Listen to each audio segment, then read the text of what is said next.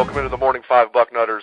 I am Dave Biddle, joined by the People's Champ, Matt Baxendale, here on March 11th, 2014.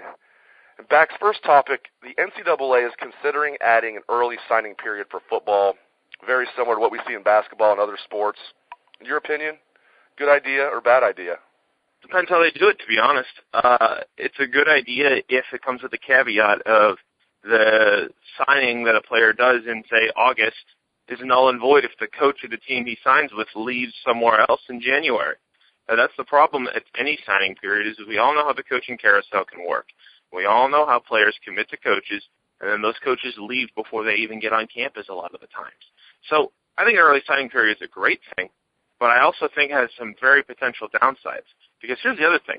If there's an early signing period available, and you're a school like Ohio State or LSU or Florida State who has a dozen commitments by midsummer, they're going to be pressuring every single last one of those commitments to sign that early commitment papers in August or whenever it'll be. And if they don't sign those early papers, then those kids all of a sudden don't look like commits. And even if they're fully committed, but they just want to make sure their coach is going to be there, and they want to just take the cautious approach to it, well, those kids are all of a sudden become the subjects of feeding frenzies from other coaches. So it opens up a little bit of can of worms. So while the idea is good, the execution is going to decide whether or not it's a good idea in practice. I will say this, too. Selfishly, I think right now it would be bad for Ohio State because they have such a recruiting stalwart in Urban Meyer who's very good at getting kids late, getting kids to flip. Back, I think, under Jim Tressel, it would have helped Ohio State to have an early signing period. He was a guy that didn't close very well in most cases. I mean, there were exceptions like Terrell Pryor and a few others, but most of the time Tress would get his guys in the summertime. He'd lock a bunch of guys up, similar to what Brady Hoke does, but Tress did a much better job, of course. And I think, but with Urban Meyer, I think it might hurt Ohio State. So selfishly, I kind of hope it doesn't happen. Yeah, I agree with you, too, because where would Dontre Wilson be right now if we had an early signing period? He'd be at Oregon. I mean, he was committed to Oregon over the summer before his senior year.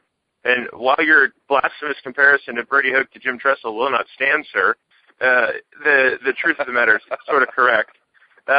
Hoke loves to pile up on kids and have the number one recruiting class in the country in April and then, end up with a top 14 recruiting class by the time they actually sign.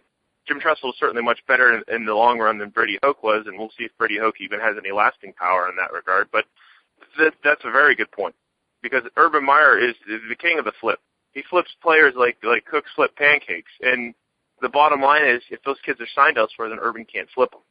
Yeah, our Mark Neal from 1410 in Dayton, I shouldn't say our Mark Neal, we work with him on the Bucknuts 90, calls Urban Meyer the spatula because he's so good at flipping things. So whatever. I think Urban has enough nicknames with Corch, Pontiff, everything else that he goes by, but Mark Neal likes the spatula. Okay, switching gears. O-H-I-O. Bill Kurlick's recruiting buzz is already on the site. He talks about the big visit day that Ohio State will hold next Saturday, March 22nd. That's when Ohio State students are invited to practice. It's a pretty cool scene out there. At the end of the practice, the students all crowd around, and there's a field goal kicking drill, and they make a lot of noise. I mean, they are up close and personal. 2 years ago, it was inside, and it was a big deal. It's kind of a spur-of-the-moment thing. And then last year, they had it outside. That's when David Perkins decleated Brutus, when Brutus was carrying the football, and David Perkins never to be heard from again. So you don't want to decleat Brutus, but it's going to be a big recruiting weekend. And Bax, we talked about this earlier. Ohio State only has 3 commits so far in the 2015 class. It's funny, you look at the rankings, they're ranked like in the 20s. Like, oh no, they're not in the top 20 in recruiting. Hey, it's early. This is what Urban Meyer does. But I hear some fans are actually saying things like, we're concerned there's only 3 in the class so far. Don't be concerned. It's March. This is what Urban Meyer does. Correct, Bax? Yeah. Come back to me on June 1st, and we'll talk about whether or not you're concerned, because by that point, Ohio State traditionally has 6 to 9 guys in the recruiting class at that point. And let's be honest here. If Urban Meyer wanted to go the Jim Tressel route and pick the top 10 Ohioans and offer them scholarships, 7 or 8 of them would be committed today. I mean, let's face it, he could have a half dozen commitments right now and win the early recruiting battles. But right now, Urban's shooting a little higher. I mean, a guy like Nick Connor, who I've been very open in how much I want him to be a Buckeye. The reason he doesn't have an offer right now, even though they're recruiting him like he does, is because they have so many elite national kids, the Jeffrey Hollands, the Shamar Kilby Lanes of the world out there that they're chasing. I agree with you. And, this visit next Saturday on the 22nd is going to be huge, and some of the players that Bill's talking about in his story on the site right now, 5 players that have offers are going to be there next Saturday. Chris Clark, James Daniels, Larry Scott, Josh Barajas, and Darius Fullwood, among many others. You have to be a subscriber to read Bill's story. If you're not a subscriber, try our 7-day free trial.